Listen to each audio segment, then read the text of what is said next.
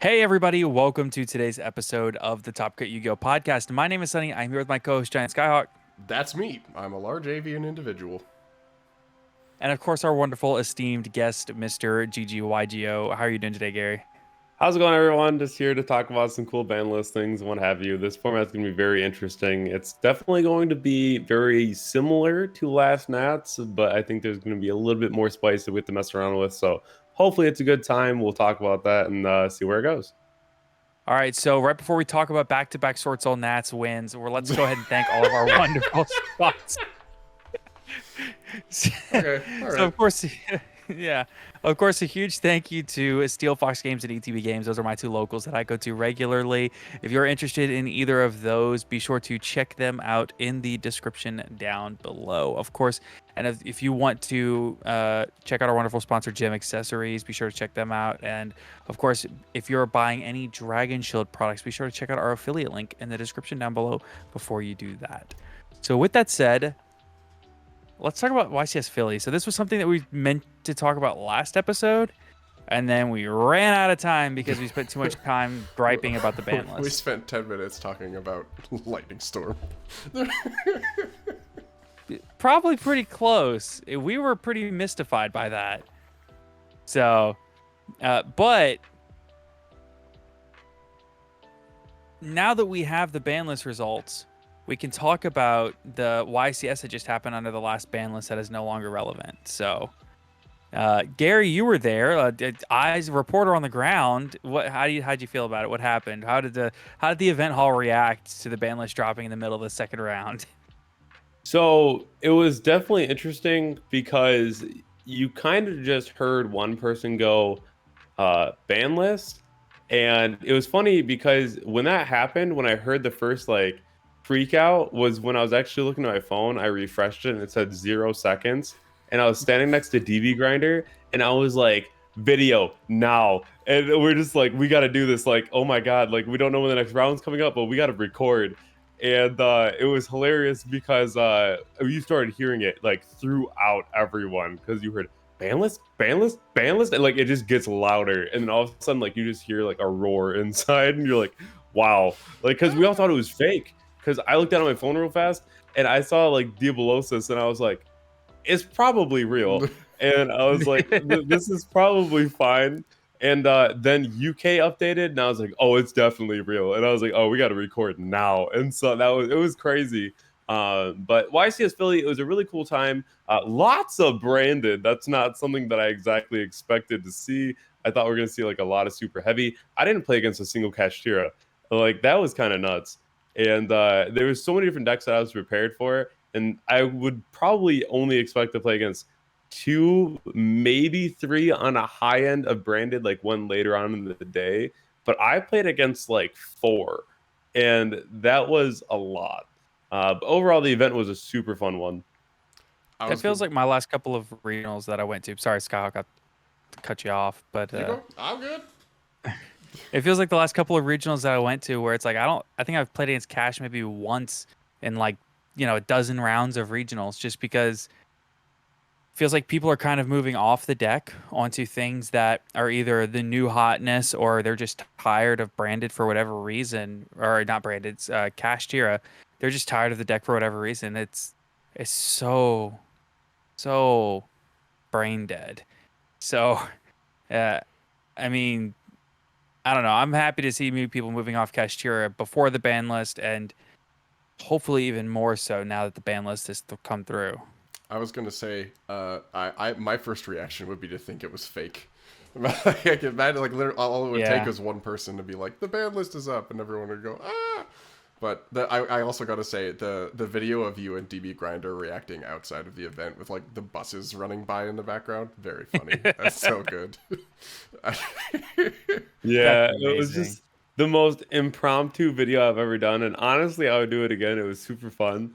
But it was so funny because so the person that was standing next to me, right? They had their phone out, and I was like, "So, can you record us, and then I'll borrow your phone and look at the ban list, and then we'll talk about it." And he goes, "That's fine." And then I like use their hotspot on the spot to go ahead and upload the video to like get it going. And it was like the perfect situation for that to happen because I'd already finished my round very quickly. I was already outside. I was already talking to DV. He had the hotspot ready to go. Like it was just meant to be. So it was a really fun video to record. That's beautiful. That's crazy. So would you be fine with them postponing a list like 2 weeks again if it meant you could get that mid-round reaction again? Like, do you think it was worth it? I don't know if I would do it again just because it was probably very distracting if you were playing. And I've heard a couple people saying that like their friends like shouted across tables at them because they were mid round and the ban list came out. And I could only imagine how stressful that would be because obviously you're playing your match, right? And like that's the most important thing at the moment. But like the race to get cards is wild because like we already saw what happened to Denglong the second the ban list dropped. It was $40. Like Chiwin, $30. Yep. Fenrir went from 20 to 40.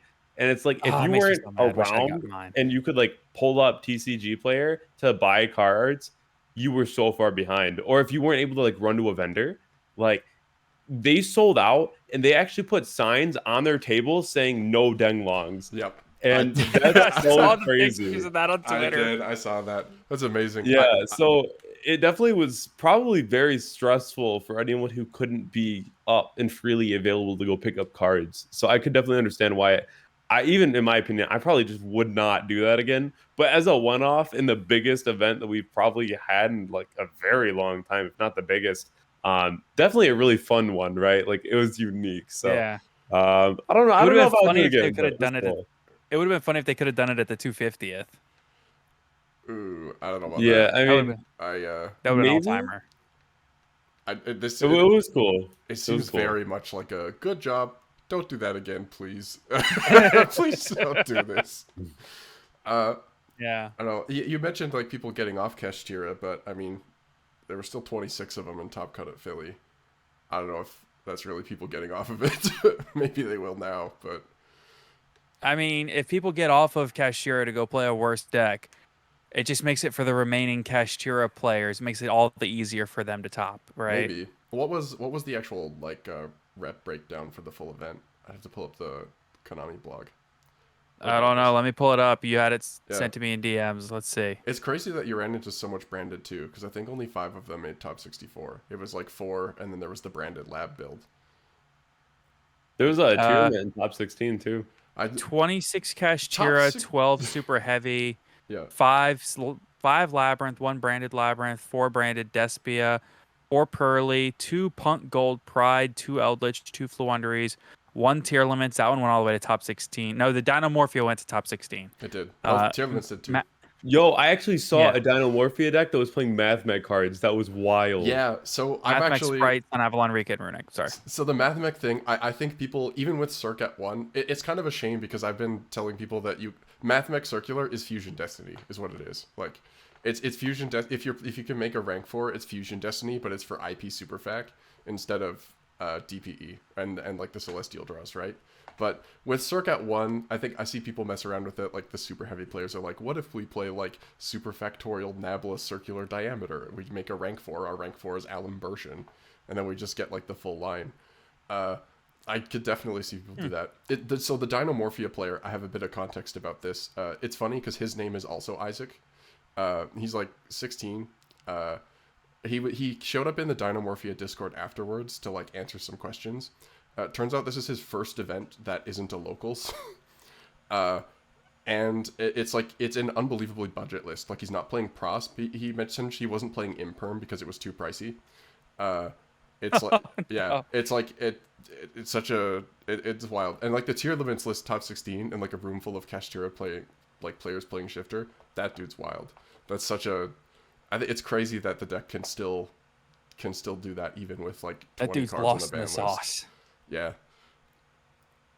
It also so if you look at like the full breakdown for Pearly, they were like, yeah, okay, so we're gonna drop the list in the middle of the event, and we think Pearly is a problem, so we're gonna hit Delicious Memory to 1, and then only 4 of them out of top 64.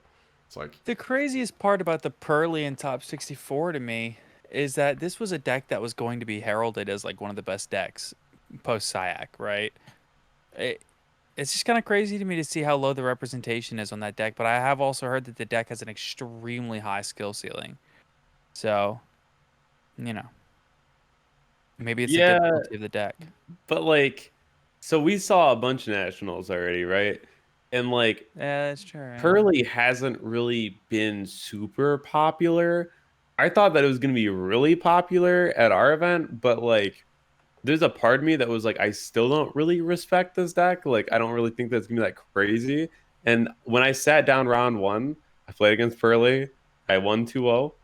And then when I sat down round three, I played against Pearly and won 2-0. So I was like, I don't really know. Like, and I was on Math Mech of all decks, like one Norris should have cooked. But at the same time, if you have like Small World in the Santa Claus, you win the game with Circular. But that's always cool too. But in a nutshell, I feel like Pearly should be able to perform better. Now it's just like a going second deck. Like you just play maybe like even a small striker engine if you want to, or you just play a bunch of gas with like purely cards and go like happy, go second. And then turbo to like delicious. Because a lot of people were talking about playing like Pearly tier limit, but the only issue with that is that if you mill delicious and then you go Lily effect, it gets imperm, you're cooked. So I don't really know if it's the best option. Like people are still talking about it. And then the other thing was purely Sprite. But like even then, if you hard make a plump and make Nor, it's not a quick effect because you don't have any of the monsters equipped to it. so So you're just sitting on a not big moron. it's not super good unless you want to go like leave plump on the board, double cross, equip Pearly, and then rank it up. I mean, I guess, but that seems like doing the absolute most. So I don't really know. It's just a going second deck now.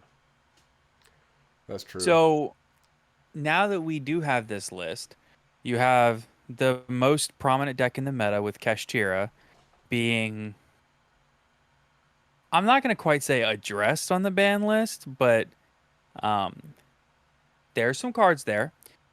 Super Heavy being attacked by the ban list, and even your second and your tier 2 decks, things like which I guess it's wrong to call MathMech tier 2, but it's, I wouldn't quite put it in that tier 1 pre-ban list, but now it kind of is right there.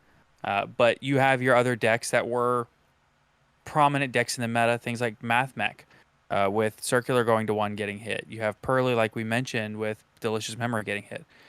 Even decks that weren't as prevalent in the meta, things like Runic Naturia. Naturia Sacred Tree goes to 1. Also baffling, with 0 representation. But it looks like they not only looked to address the overall power ceiling of the top decks, but the decks that would be sitting right below them as well. So the question then becomes, with this ban list, how much do you take from this event going forward? Where the top 4, I believe, was all Kashtira, but does it really matter? Probably not, right? So I've had this conversation with a few people, and if you recall, before the ban list, most players were saying as long as Diabolosis got banned, the deck would be manageable. And I think that once Unicorn went to 2, even though it's like a weird hit, it's like a consistency hit. And I think it was fine because people were already playing Prosperity and Desires to see like combo. So if you even put that number down lower than 3 at all, I think that it automatically becomes like a pretty decent hit when people have to play 2 pot cards just to like warrant seeing combo. And then the other thing too is like one Arise Heart, that's kind of big because like it makes really awkward scenarios in the mirror match where if your opponent uses Shangri-Ira, you can't just summon Fenrir and go Arise Heart because it's your only one. So like now Yeah. you're in a weird scenario where like if they just chain their Arise Heart and your Arise Heart banished it face down, you're in a grind game with no Arise Heart. And that's like mega weird. But I mean, like you put your opponent there too. I don't know. It's an awkward one for me. But I think that like the hit was significant enough because people are still trying to play like the Kashtira Raid Raptor. I don't know. It's like a really odd build. I'm not a huge fan. Then you have like the Adventure Kashtira that I've seen which I mean is still pretty cool. I think the adventure cards come back a lot this format. Or you do what I think is going to be the best variant of the deck, and you do like Trident control, like protect the towers, right? Like you'd put up a Rise Heart and then have like floodgates. And I think that it becomes more of like a mid-range control deck versus like anything super aggressive like it has been, but we'll have to wait and see what it turns into. I think I agree with that. Like, I think it was Jesse Cotton's deck profile for the last YCS. He was like, I really wouldn't want to go any lower than this amount of like Kashtira monsters, because as soon as you go lower, it makes it really tricky. And then you take away one unicorn on top of that, and it's like, well, I'm playing a deck that still ends up with the ceiling. I don't know. I don't think a Rise Heart to 1 matters against other decks, but it definitely does matter in the mirror match. Like, I wonder if people will stop playing it just because they don't want to get, like, they don't want to have to, like, hold their hand traps when they see their opponent's unicorn hit the field. And they're like, well, if I do anything, I'm dead. I don't know. It's weird. I feel like the mid-range control thing I think makes a lot of sense, because if you can't rely on getting back your Rise Heart after it gets outed, then you're pretty much just playing a grind game. One other thing I think about this format, I think the demise of Super Heavy has been greatly exaggerated. Obviously, like I think the 1-card combos are still quite strong, but you have to play more Engine. It feels like the Scarecrow ban to me was Konami saying, you have to play more Engine in your Super Heavy deck. You're not allowed to play 15 hand traps. We're not doing this. So now you can only play like 9, or you can play the same amount, but your 1-card combo is a lot worse. So I think we will start to see Super Heavy either as like an Engine, where you play the Wakaushi stuff just to like start plays, or to extend after like your deck's play gets owned, or we're gonna see them play more like kind of Earthbox Engine. I don't think it's dead. I think people will lab it out. Yeah, and we're gonna see something really interesting too, but not till after Nats. So I think like Nats is what we're really looking at right now as far as like potential. But we do get Crimson Dragon, which is very easy to summon in that deck. And I don't know if anyone's read Crimson Dragon yet, but that card says you can target itself and summon Hot Red Calamity. So that's a problem. That card's probably going to get banned very quickly. But that's definitely something I think in the back of everyone's mind right now. Like the second that we leave Nats, it's just going to be regional season into Calamity. So that's it's going to be a time. Super Heavy Engine as just like an engine as itself, using the scales and whatnot. I think that there's heavy potential in using that in a few different decks, which I think is pretty cool. Maybe we see something on the next ban list that can like help with that, but we'll have to see like how bad it gets hurt, because I'd only imagine that if it's like dead, that they might be like, all right, here's something to help, but I don't really know if it's like super. I think that like Purely's more dead in that deck. I think the second I saw Delicious to 1, like they could have hit anything else. Yep. And literally, and they could put all the spells to 2. They could have did anything. Delicious to 1. That was a smoking gun right there. I was like, that wow. Pearly has any legs after Dune with the cards that they have coming in Dune? So the only thing they get in Dune are draw cards. You have like a target for Sleepy to summon, which is cool. You get the small Nor, which is pretty cool, but like I don't really know if that solves the problem, because like you're drawing a lot of cards for sure. Like you're equipping Sleepy, you're going Field Spell Sleepy, like you're almost guaranteeing that you're drawing 6 cards, so it becomes like a hand trap deck, which I think is fine. But now it's going to be protect the first turn, don't die, and kill with Happy, where Delicious just becomes irrelevant at that point. But like still would be really nice to have Delicious to at least set up a first turn Nord, because now all you have is like a Floodgate and Beauty. So it's a little awkward. I think that as of right now, let's go second. Maybe with the new stuff, you can go first, but I mean, that's yet to be seen. Yeah. So overall, with most of the decks in the meta being addressed to some point, how do each of you feel about the upcoming meta, right? Because I think that there's a lot of discussion being had that potentially the decks that were in the meta either were addressed not very harshly or maybe a little too harshly in some instances. So you end up with this kind of weird double think process going on in the community where you have some sects of the community that say, well, the format's not really going to change. You have other sects of the community that say, well, the format's not going to do anything but get way more diverse. So I'm kind of interested to see where you fall on that, because I personally fall on the line where I think the format is going to end up being a lot more diverse than it even was. Kind of like what you said earlier, with it harkening back to last year's Nationals format, where you had a wide berth of all these different decks that really had legs to stand on. And now with something like Denglong coming back, Ringo Worm coming out, even something might maybe like Source Soul's competitive again, right? So Dude, curious as to what you guys you think will about where the diversity of the format's going to go from here. you will cope until the end of time, huh? Yes. I I think my sole point on this is I think it that depends solely on how far Kashtira falls off, right?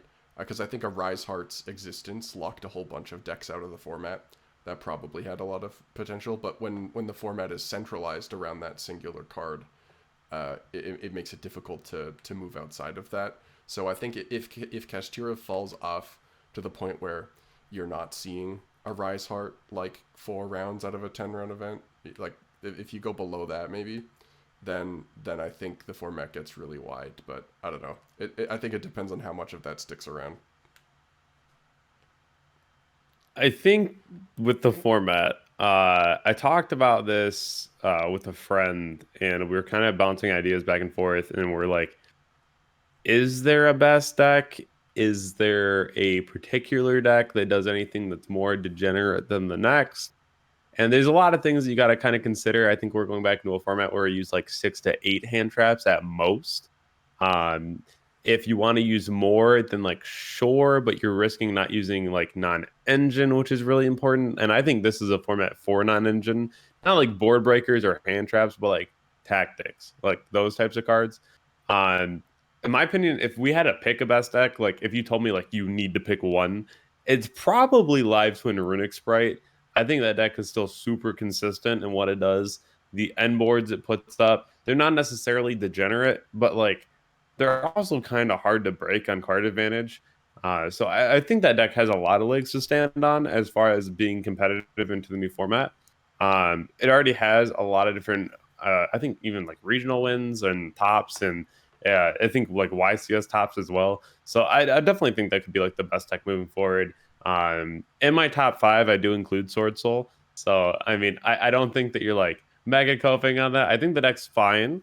I just think that it's one of those decks that can still utilize a lot of non-engine and still be able to push forward through quite a bit. So I still like it, but I agree with you as far as like as much as Kashtira falls off really depends on the rest of the format, because I think right now Kashtira is in a weird spot. It's not bad, and it's definitely still good, but where does the build go? And I know a lot of people were like, "Well, you could just play the deck as is," and I'm like, "Can you?" You know, like there was a couple different like lines that were really important, like Diabolosis. You know, that was a pretty key piece in the combo. You have like 3 unicorn now, you have 2, so like if you don't open that, a little awkward. You have to expend cards that you wanted to go for other things like prosperity. Like if you hard open unicorn or something, they could at least go for other things. So I think the deck changes a little bit. How much I don't really know, but I think it gets a little different, and that's why like even people who piloted Cash Tier before understand we're about to be going into a whole new format, because now like we'll probably still see it in Top Cut, no doubt, right? Like it's still gonna be around, but what variant? And Yeah. that's what I really want to know. And when all of your tech doesn't have to go into dealing with a Rise Heart, it means like just opens up so many more options for decks to play. I totally agree about Live Twin Runic Sprite. Like the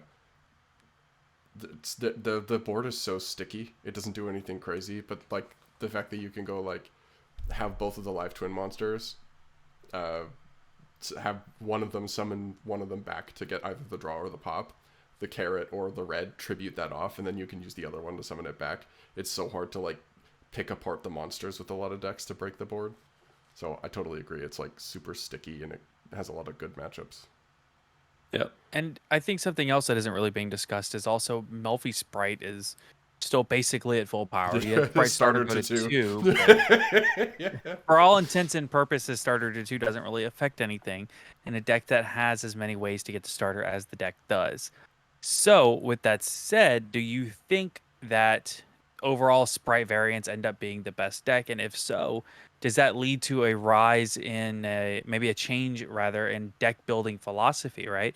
Because as there's more and more Sprite in a format, I think we've seen this in the past, you have a format that switches away from hand traps and more into board breakers. Things like your Dark Ruler No Mores, things like Triple Tactics Talent, maybe even a rise in Thrust seeing play to go get these cards. So I'd like to hear your opinions on do we think that Sprite is the best deck going forward, and if so, does that cause a change in deck building philosophy going forward? Did you Because see it's the how you interact with Sprite just is very different from how you would interact with a lot of other decks. slightly off topic? Did y'all see the picture of, I think it's Din Kang Pham with the 2 starter just grinning? Yeah. She's like, Wonderful. I got this, guys. You left me 2 starter for Nats, it's over. And Skyhawk, now I'm gonna need you to put that picture in right here. I got you. I'll make it happen. Yep. Yeah. Just take a note of the timestamp.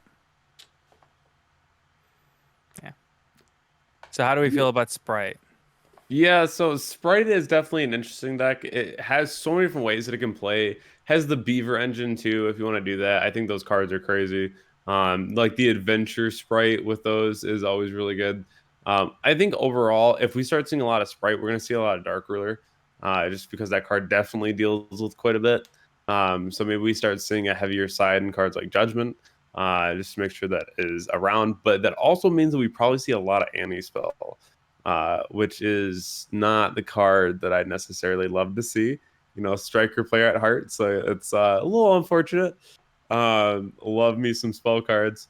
It's just like one of those things where when you take away like one of the craziest ways that you can break a board, right? Because whenever you hear break a board, usually I feel like the first thing you think about is a spell card, right? Like you think about tactics, you think about Dark Ruler, like Regeki, Lightning Storm, like these cards that are just absurd. And then they flip Anti-Spell. In many ways, call me crazy. In many ways, Anti-Spell is worse than IO. So the reason I say that though is because like if you open like a spell to deal with a board, there's actually cards that you could open against IO that would still deal with IO that don't deal with any spell, which I think is really unfortunate. So like for example, this might just be cope, but like one card that I played just to be able to deal with it was I actually was studying spiritualism, and that won me a few games. But like even if you open up and out like that, like doesn't matter, you know, like you still have to deal with it, which is unfortunate. Even under IO, I've been able to activate an Area Zero, use the effect of Area Zero because you don't have to like, or you're allowed to activate it. Chain Ogre, pop it, summon a Ray, go Hayate attack for game, and like there's been crazy That's pretty plays sick. through IO. Um, I never realized that Ogre was on either player's card. It's just anything. oh yeah. So like you can do some funny things. And really so funny. in many ways, in my opinion, at least, I know again this is probably like mega cope, and someone's gonna be like, "There's no way," but like any spell just almost feels worse than IO. But like I don't like either of the cards. I think that you shouldn't shut off an entire mechanic. I think that's just awful because usually when you see an anti spell or like an IO, it's standing behind a negate. So like that's the worst feeling. But that's why we play super heavy and we don't care. Yeah, That's it. That's exactly right. Anti-Spell, it's one of those cards where it's like, there's a huge argument of like, yeah, well, there's tons of cards to remove it, and it's like, no, if Anti-Spell is being played, it's either a back row deck that is trying to shut off like a lot of the cards that remove the stuff, or it's a combo deck that is trying to draw into their piece that shuts off all the board breakers. And I feel like I don't know why they keep these cards legal. I feel like this is a tangent you can have in any ban list discussion, but like, why is D-Barrier still a thing? Like, why is Anti-Spell around? Why are we doing this? Right. Harpy's Featherstorm.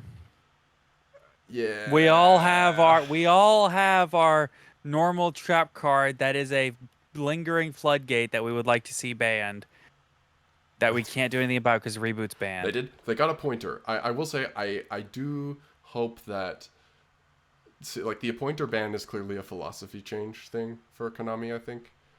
And I hope it's indicative of a further trend, because a pointer is the type of card that I could have seen them just like leaving out one for a billion years, because they were like, okay, if you get it, I guess.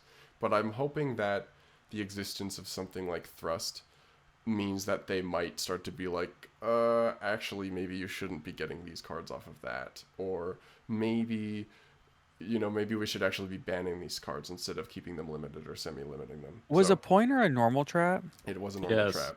The idea behind limiting maybe the existence of the Labyrinth deck does enough for that to start getting these cards banned. I don't know. I don't know about that. Maybe it was no, clearly it was Trap Tracks, because you couldn't get it before with Trap Trick, but you can get it with Trap Tracks. That's got to be the thing that got it banned. No. I think my favorite thing from the YCS was my opponent going, all right, so they're like, watch me combo.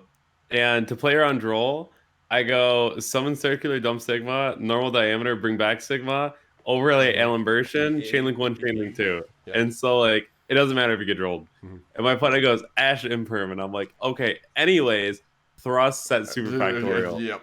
That's so sick. So gross. I love that. Is something that's so cool about Thrust, I think, is it sucks that it goes to get all these like terrible cards, but the fact that it gets so much stuff in engine, like we play it in this deck, absolutely doesn't matter. We play it in Fluffle because either it can get you something broken, but it can get you Foolish Burial Goods, which is Toy Vendor, or it can get you Patchwork, which is like your whole engine. Like there's so many decks where something like Thrust actually helps them like build their engine back up after getting interrupted or trying to deal with interruptions. But like, yeah, or you just get barrier.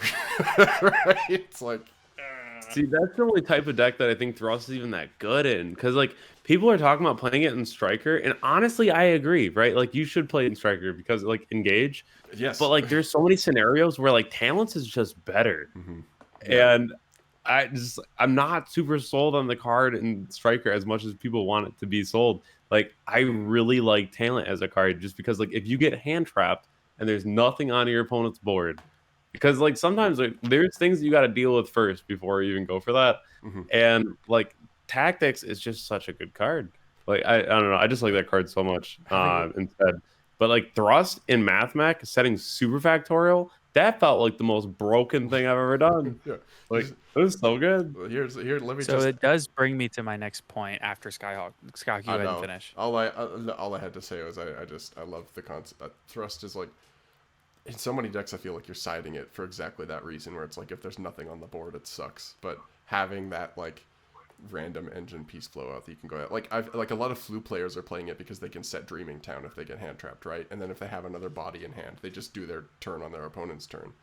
So they can set Featherstorm. Yeah, they can set Featherstorm too. They can get the Floodgate or the engine. That's like that's the dream.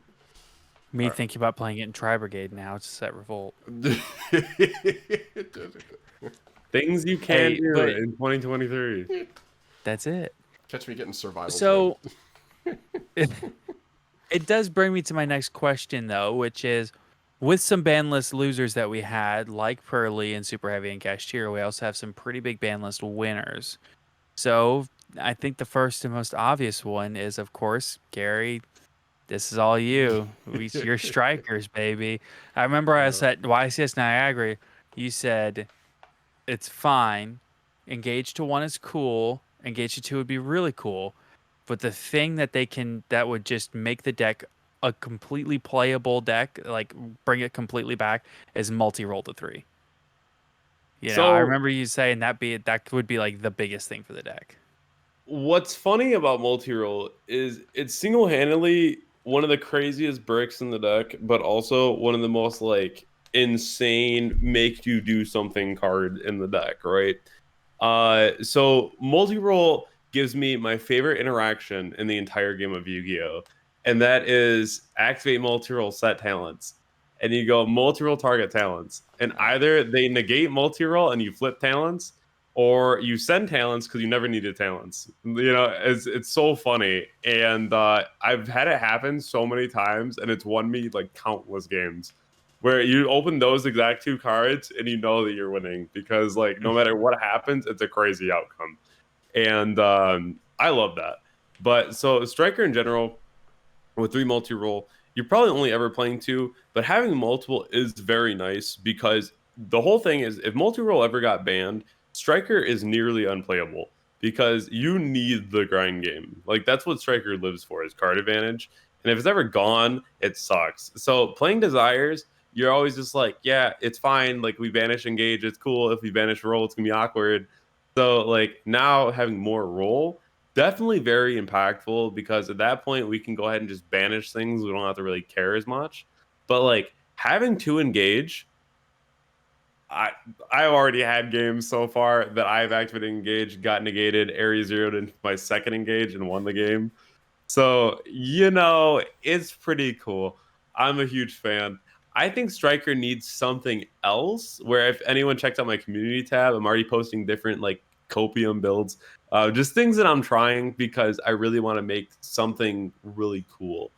Back when I played my 60 card adventure DPE turbo deck and, top that regional, that's something that I think Striker needs to do. It needs to raise its ceiling by playing a different engine. And I think by itself, honestly, even with 2 engage, not that good. Like it's not my top 5.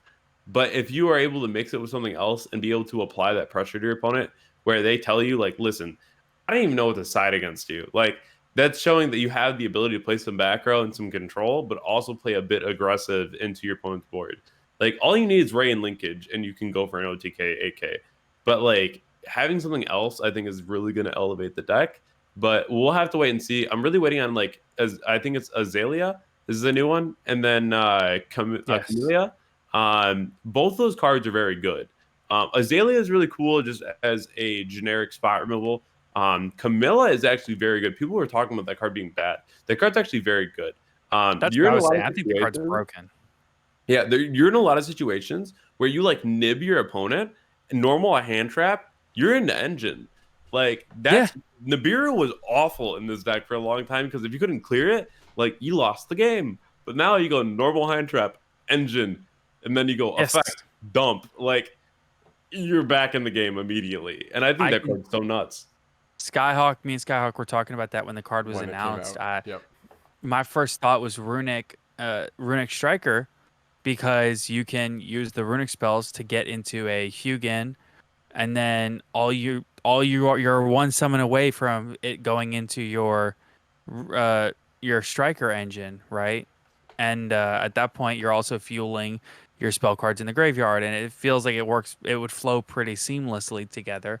And I could be completely wrong about that, right? Runic Striker might not be the greatest mashup in the world just because of them both needing the extra monster zone. I don't know. But what I do know is it's interesting nonetheless. And I think Camellia is really, really, really underrated. I was very shocked to see people saying that the card was going to be bad because my first thought was anything is engine now. It's incredibly easy to find engine. That was exactly that. I think that might have been exactly what I said when we read it on the cast for the first time. Was that you can just play any engine in Striker now. Like if you really want to make it work, you can. Anything that can put like 2 bodies on gets you into what you want. So like even the utility with like snagging monsters, putting them back, zipping them around, like that also works with some engines. Just Camellia truly is the hybrid Verte builds Anaconda of Striker. Yeah. Yeah, and like the other cool thing that I think that no one's really talking about is that so the second effect of Camellia to like give it to your opponent, and I believe it bounces the monster. What's cool about that is because like Camellia's effect says that you can only special summon Camellia once per turn. So that means that like when you summon Camellia, you can't use the other effect because it's stuck. But that's something that's cool because if you get drolled or if you're in like a weird position, or like let's say like you're out of Shizuku, like you need something that you can pass on that's like decent. So you pass with Camellia and you set linkage.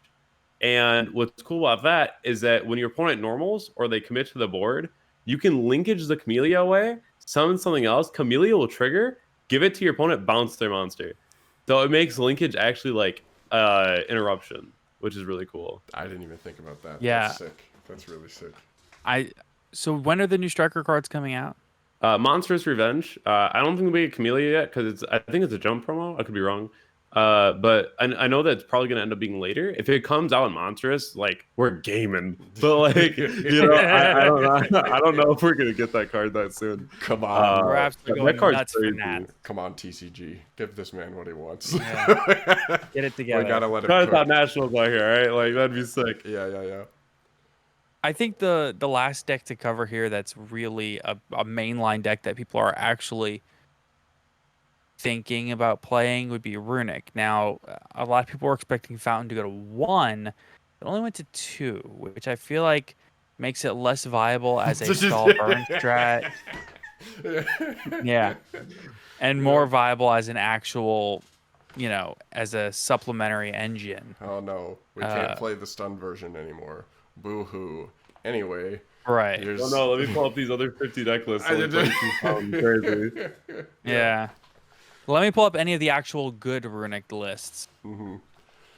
Yeah. So it's interesting to me to see Runic Fountain go to 2. Like I said, I feel like so I listened to the GooCast today. GooCast season 2 just started back today, and in it, Nesh said this was meaningless because you were only playing 2 Fountain anyway. And Pac said, I don't know what you're talking about. I was playing 3.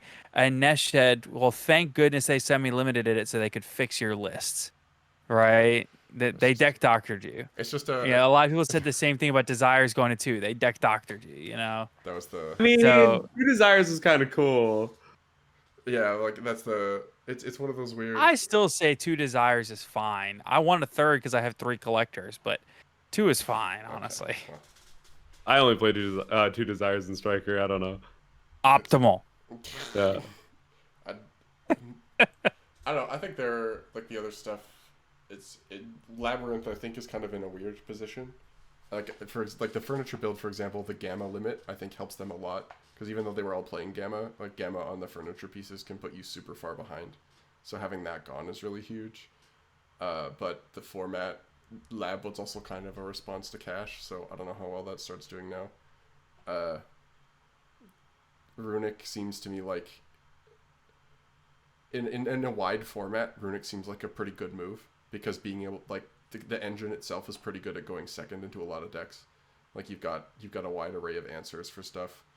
And you've also got killer grind game, which is super good when you don't know if you're going to be playing against a lot of rogue or even if like the whole format is rogue. So I think it ends up being a pretty solid pick. Branded is weird. I don't know. That's awesome. I'm kind of lost. Ash, yeah. I feel like everybody's gonna be maining Ash now, just because like.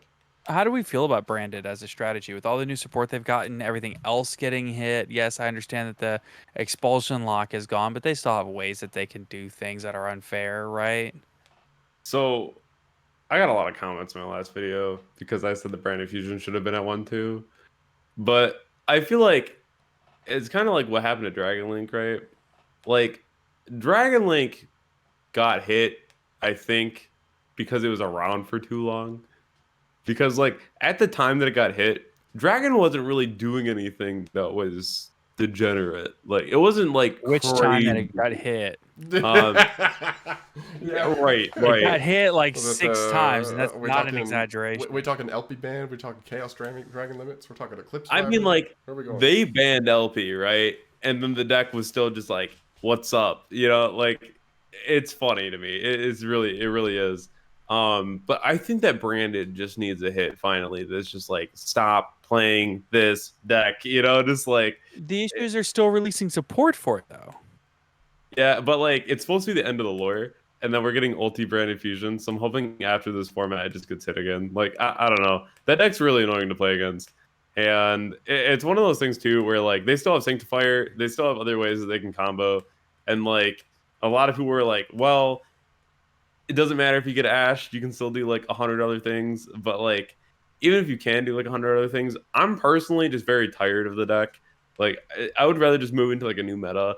Kind of talking about a different deck, too, that I think is very cope for 2 reasons, and I'll talk about why that is Vanquish Soul.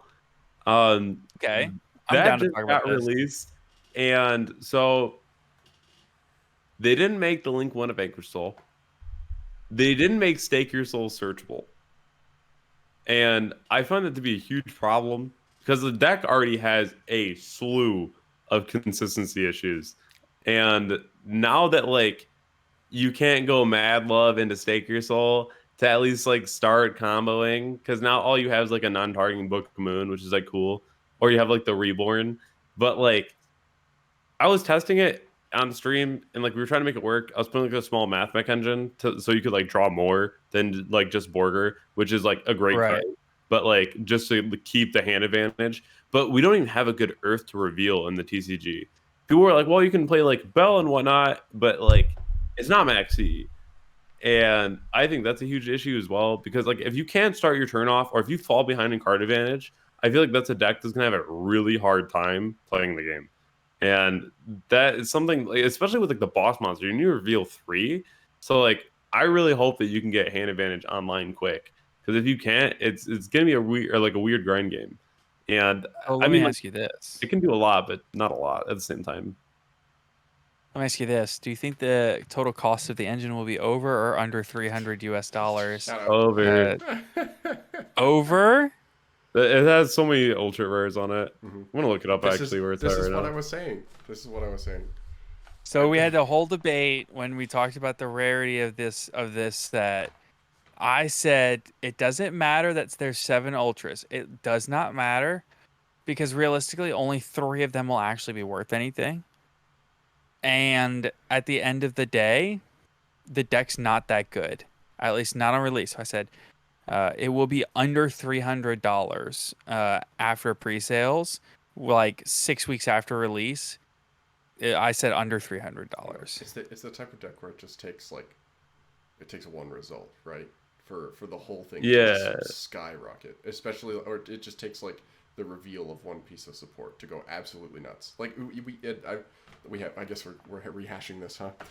The like the Pearly stuff is the perfect recent example where there were only 3 of those. What about Labyrinth? See? Do you see what I say? Okay, that's different because you don't have to play playsets of all of the cards that were at high rarity. Like the monster count, you ended up dropping down. So the only card in that side set that you were playing 3 of was Welcome Labyrinth. And even the furniture builds are playing 2 Welcome Labyrinth, 3 Big Welcome. So that doesn't work.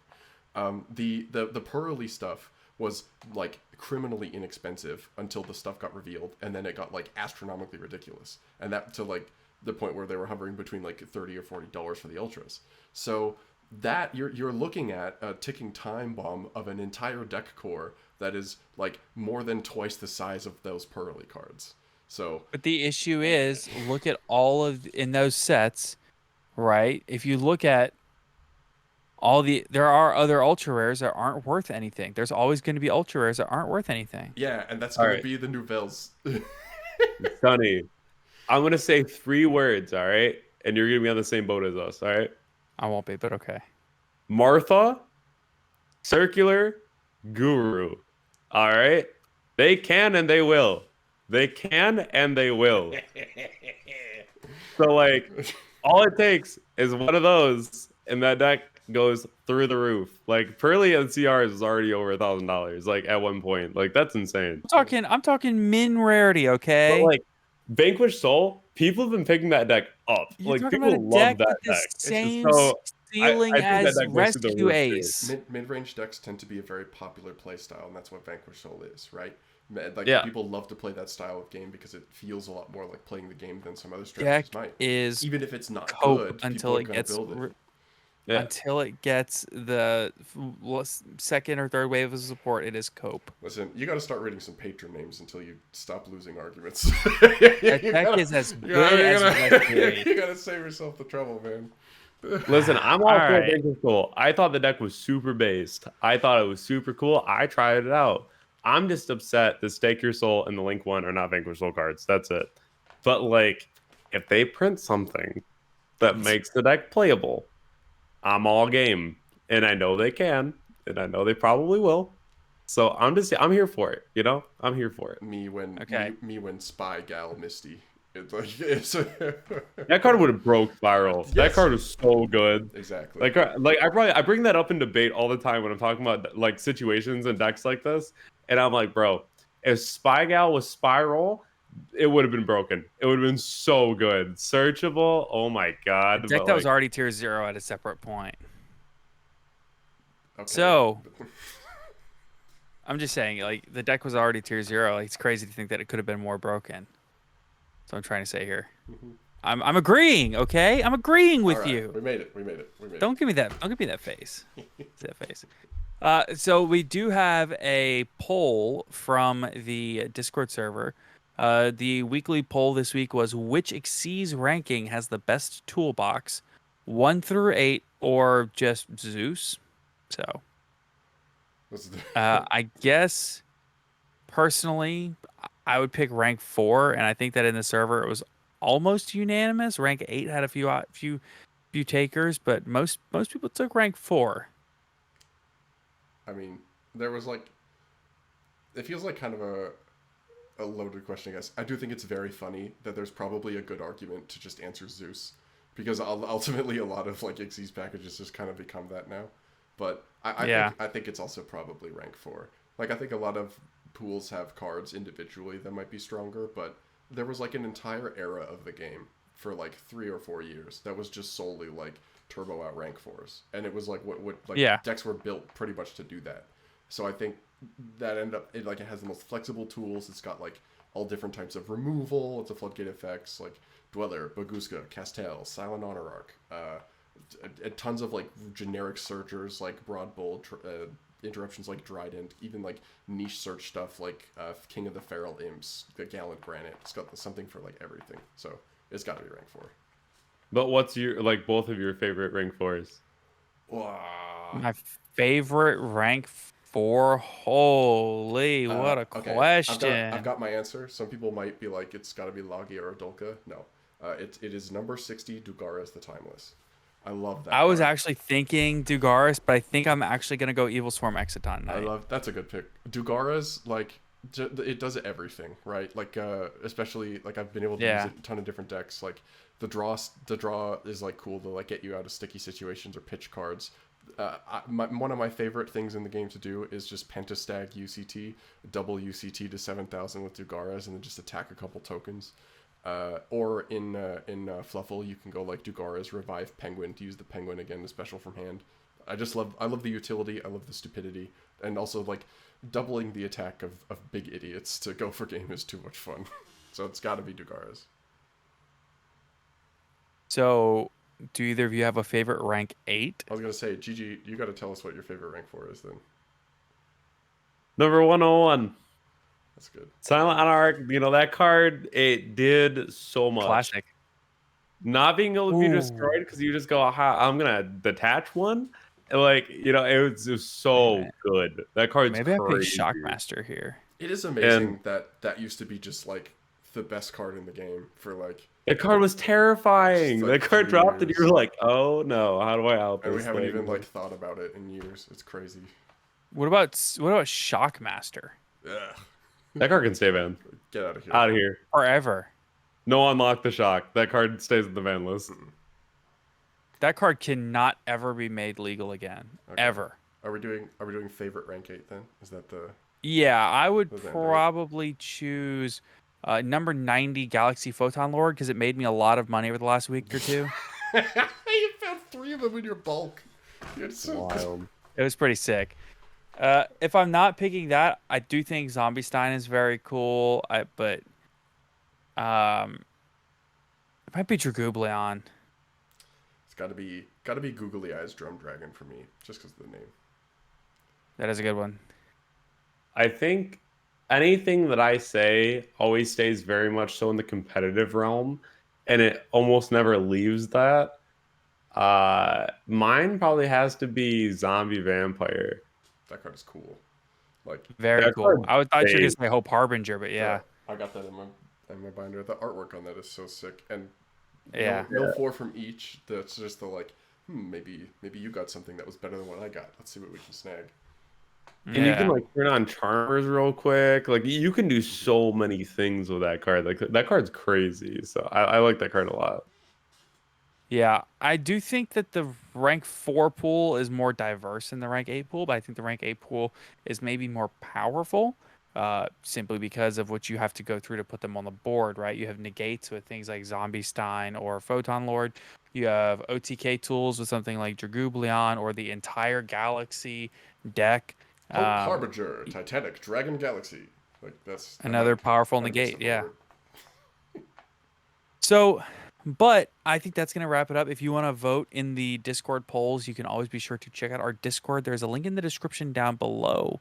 And of course, before we leave, we're going to read off some Patreon names. And I'm really excited to get Gary's reaction for these because some of them they're something. Let me tell you. So, a huge thank you to Despian Uwu Lilith. Terrible. Ooh, no, nothing. That didn't do it for you? Okay. Kane Martin, Zyphorus, are Canadians Nickelback? Okay. I can confirm Broken we're Boy not. 13, Cards Goetia. Earth Machine, Best Deck. Epi, has anyone actually read Toy Vendor? HGH Cyber, I used to play Rogue, but then my mom got a job. No? Terrible. Is Canada Nickelback? Wait, why? There's two of them now? Are you? Yeah, there's two of them. Listen, Nickelback is a fantastic band, and we can all stop pretending that we don't like them, all right? How the hell do we wind up like this? And why were we able? Anyway. Gary, let me ask you a question before I go any farther. No, Go for it. we're not doing this, Sonny. I know what you're gonna ask. I know what you're doing. Which band is better, Shinedown or the Beatles? Shinedown. Without a hitch. Shinedown. Without a hitch. Let's go. You're asking How someone did who it loves end up like alternative rock like it's like the best thing in the world, all right? Oh, Rock, alternative rock. crazy Like, that the Beatles had to create that genre for you to like it. I gotta say. Thanking John Leo, Monstertron, Mountain Man, Owen Alvarado. Seto Kawaiba says, screw the rules, I have waifus. Silver Hope, Unbanned number 95, Konami, understanding and reading are two different things. Virtually Savior's World. Rogue and Tier 2 are the polite terms for bad deck. Aaron Gardner, Asami, Ashlish Chaps. Atsuyo Simpa the Silver Castle. Blackwing Silverwind the Ascendant is the best floodgate. Box Wine, come on and get your game on. Duty Booty. Dragon Maidenless Behavior. Dragon Maid Stunzeed. I'm about to Rika Glamour. Tribute for Costies. Plant Nuts in your mouth. Cam, the Team Dad Rekindler, even though Sunny's helping me build Math Mech Circular to 1. Old Man Red, pin code 143, and Slaking It Up. Thank you all so much for your continued support of the podcast. And of course, until next time, thank you everybody for tuning into today's podcast. Wait, Before you edit, before I forget, where can we find GGYGO? I was just about to say before we forget, before I hang up, Gary, plug everything that you have, just everything. it depends on how fast you want me to talk. You have time. I think it's really funny because with my intro, everyone always walks up to me and they're like, so what do you say? And I think that's hilarious. But like I just talk very fast, so I'm actually gonna be like making a video. So I put it there when I start a video, so I don't have to like do all that. But like that's for another day. But Of course. if you haven't already checked out my channel, it's gonna be GGYG on YouTube. Definitely go ahead and check me out. Doing a huge giveaway at 20,000. So definitely come in and join the family.